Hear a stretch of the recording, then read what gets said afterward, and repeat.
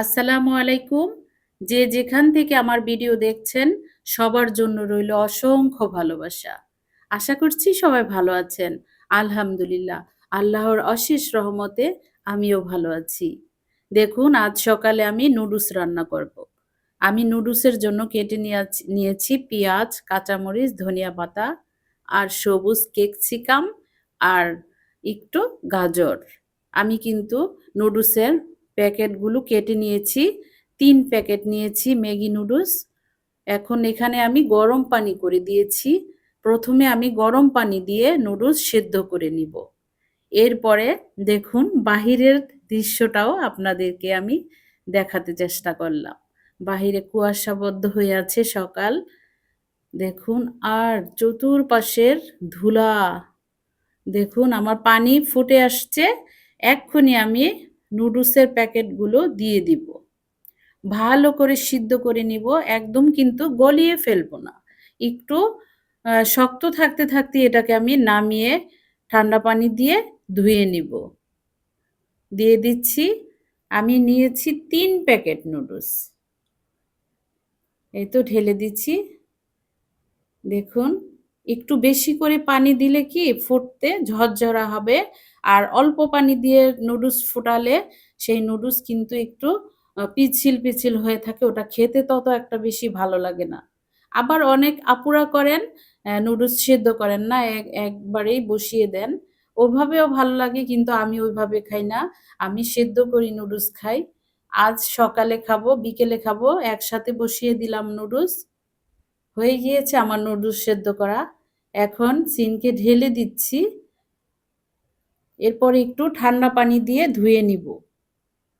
ঠিক আছে, দেখুন এই যে আমার ধোয়া কিন্তু হয়ে যাচ্ছে। আমার নুডলস ধোয়া হয়ে গেলে আমি ওইদিকে ফ্রাই প্যান বসিয়ে দিব। পেঁয়াজটাকে একটু ভেজে নিব। এরপরে আমি গাজর কিন্তু গরম পানির মধ্যে সেদ্ধ করিনি। আমি তেলে ভেজে নিব গাজরটাকে। এই তো দিয়ে দিচ্ছি পরিমাণ মতো তেল। আমাদের এই রেসিপিগুলো আমার নতুন আপুদের অনেক উপকৃত হয়। এইভাবে করে রান্না করে খাওয়াবেন ছোট বাচ্চাদের। আমার পেঁয়াজটা হালকা ভাজা হয়ে গেলে আমি এখানে এক্ষুনি দিয়ে দিব গাজর। কারণ পেঁয়াজ কালারিং করে ভাজবো না। নুডলসের জন্য পেঁয়াজ কালারিং ভাজার কোনো দরকার নেই। আমি গাজর দিয়ে দিলাম। গাজর অনেকে গরম পানিতেও দিয়ে দেয়, আমি দিলাম না, কারণ এটার উপকারিতা থেকেই গেল। আর গরম পানির মধ্যে কিন্তু গুণাগুণ চলে যায়। আমার নতুন আপুরাও এভাবে করে দিবেন। বাচ্চারা যখন খায়, গাজরে অনেক পুষ্টিগুণ আছে, সেগুলো বাচ্চাদের কাজে আসবে, উপকার হবে, স্বাস্থ্য ভালো হবে। ঠিক আছে, আমার ভাজা হয়ে গিয়েছে। এখন কিন্তু আমি দিয়ে দিব ক্যাপসিকাম আর মরিচ, কাঁচামরিচ।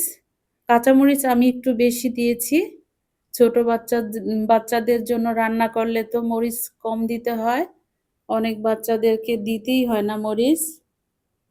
ঠিক আছে, দেখুন তাহলে আমার রেসিপি যদি ভালো লাগে তাহলে লাইক, কমেন্ট এবং সাবস্ক্রাইব করুন। প্লিজ লাইক, কমেন্ট এবং সাবস্ক্রাইব করুন। আমি ডিম দিয়ে দিলাম ৩ প্যাকেটের জন্য ৩টি। এখন ভালোভাবে ডিমগুলোকে নেড়ে চেড়ে ভাজা করে নিব। ঠিক আছে, এখন মিক্স মশলাটাও দিয়ে দিলাম। ম্যাগির নুডলসের প্যাকেটে যেটা ছিল ওটা ৩ প্যাকেটের জন্য আমি এখন দিলাম ২ প্যাকেট। আর যখন আমার নুডলসটা একটু হয়ে আসবে তখন আরেক প্যাকেট দিব। একটু সয়া সসও দিয়ে দিলাম। এতে ফ্লেভারটা ভালো আসবে, কারণ গাজর দিয়েছি, ক্যাপসিকাম দিয়েছি, ওই কারণে সয়া সসটা দিয়ে দিলাম। আবার একটু চিলি সসও দেব আমি, কারণ এতে করে কি খেতে কিন্তু খুবই টেস্টি হয়, নুডলসের স্বাদ বেড়ে যায়। এই তো আমার নাড়াচাড়া দিয়ে নুডলসটাকে রান্না করে নিচ্ছি। প্রায় হয়েই গিয়েছে আমার নুডলস। আমি নুডলস কিন্তু ভেঙে দিব না, ঝরঝরা ঝরঝরা করে রান্না করছি। দেখুন তাহলে ধনিয়া পাতা দিয়ে দিলাম। এখন শীতের মধ্যে সামান্য পরিমাণ ধনেপাতা দিলে কিন্তু ভালো লাগে। ওই যে বললাম না নুডলসের প্যাকেট একটা রেখে দিয়েছি, ওটা এখন দিয়ে দিলাম। এইভাবে কে, কে দেন আমাকে জানাবেন। আর যারা নতুন আমার ভিডিওতে আজ এসেছেন তারা একটি লাইক করে দিবেন। প্লিজ লাইক দিতে ভুলবেন না। আপনার একটা লাইক হলে আমার ভিডিওটা অনেক দূর এগিয়ে যায়। ঠিক আছে তাহলে দেখতে থাকুন। আমার নুডলস হয়ে গিয়েছে। এখন আমি একটু সাজিয়ে নিব। আমি ডিম সেদ্ধ করে রেখেছিলাম। ওটাকে একটু কেচি দিয়ে কেটে নিয়েছি। দেখতে কিন্তু দারুণ হয়েছে। এভাবে বাচ্চাদেরকে দিলে বাচ্চারা খুব আনন্দ করে নুডলস খাবে। একটি ধনিয়া পাতা দিয়ে দিলাম। ক্যাপসিকামের ১ পিস ২-৩ পিস দিয়ে দিব। আর দিয়ে দিলাম টমেটো কেটে আমি একটি রোজ তৈরি করে নিয়েছি। সেটাও বসিয়ে দিলাম। দেখুন তো কেমন হয়েছে আমার নুডলস? আমি তো খুব মজা করে খেয়েছি। ঠিক আছে তাহলে এভাবে করে খাওয়াবেন আপুরা। আমার ভিডিওর একটা অংশ যদি ভালো লেগে থাকে তাহলে লাইক দিয়ে যাবেন। প্লিজ লাইক দিয়ে যাবেন। আর আমি একটু পরে আবার দুপুরের রান্না বসিয়ে দিব। দুপুরের রান্নার জন্য প্রিপারেশন নিয়েছি। বেলে গুঁড়া মাছ চচ্চড়ি করব। এই তো আমি হাতে মাখিয়ে নিলাম। এটার মশলাটা মিক্স করা দেখালাম না, কারণ ভিডিও বড় হয়ে যাবে বলে। ঠিক আছে তাহলে দেখতে থাকুন আমার বেলে গুঁড়া মাছ চচ্চড়ি করব। বসিয়ে দিব, সামান্য পরিমাণ পানি দিব, বেশি পানি দিব না এই মাছটাতে। বেলে মাছে বেশি পানি দিলে মাছ ভেঙে যায়, খেতে তত ভালো লাগে না। পরিমাণ মতো পানি দিয়ে দিয়েছি। হয়ে যাবে আমার বেলে গুঁড়া মাছ চচ্চড়ি। ভাত তো বসিয়ে দিয়েছি। ঠিক আছে তাহলে বেলে গুঁড়া মাছ চচ্চড়ি হয়ে গেলে আমি রান্না করব আবার এই যে টমেটো চাটনি। টমেটো চাটনির জন্য আমি পেঁয়াজ, রসুন সব কিছু কেটে নিয়েছি। হয়ে যাচ্ছে আমার বেলে গুঁড়া চচ্চড়ি। যারা আমার ভিডিও ধৈর্য ধরে দেখছেন তাদেরকে জানাই অসংখ্য ভালোবাসা, অসংখ্য ভালোবাসা। আমি ধনিয়া পাতা দিয়ে চুলাটাকে বন্ধ করে দিব। আর এই শীতের মধ্যে কিন্তু এই বেলে গুঁড়া মাছটা খুব বেশি পাওয়া যায়। যারা গ্রামে আছেন তারা কিন্তু এই মাছটা বেশি পান। আমাদের শহরের মধ্যে এটা তত ভালো পাওয়া যায় না। আমরা গ্রাম থেকে আনিয়ে খাই। ঠিক আছে তাহলে দেখুন আমাদের বিক্রমপুরে তো বিখ্যাত এই বেলে গুঁড়া মাছের জন্য। আরেকটা আছে অরিজিনাল যেটা, সেটা হলো শোভনপুরের পোনা বলা হয়। ওটা অনেক দাম বর্তমানে। বেলে গুঁড়াটাই কিন্তু অনেক দাম বেড়ে গিয়েছে, আর ওটা তো অনেক বেশি, ওটা পাওয়া যায় না বিশেষ করে। ঠিক আছে আমার হয়ে গিয়েছে বেলে গুঁড়া চচ্চড়ি। এটা আমি আলতো হাতে নেড়ে দিয়েছি যাতে না ভাঙে।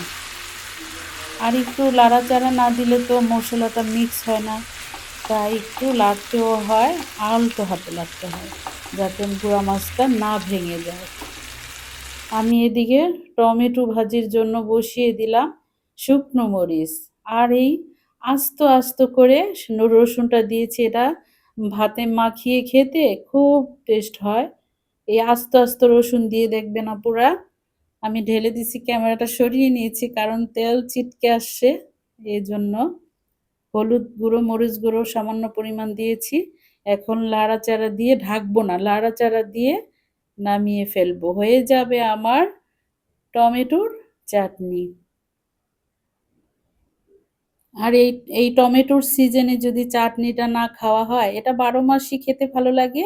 আর এই সিজনে টমেটো বেশি, তাই এখন একটু বেশি বেশি খেলেই ভালো লাগে। আমি আমার পরিমাণ মতো করে নিয়েছি।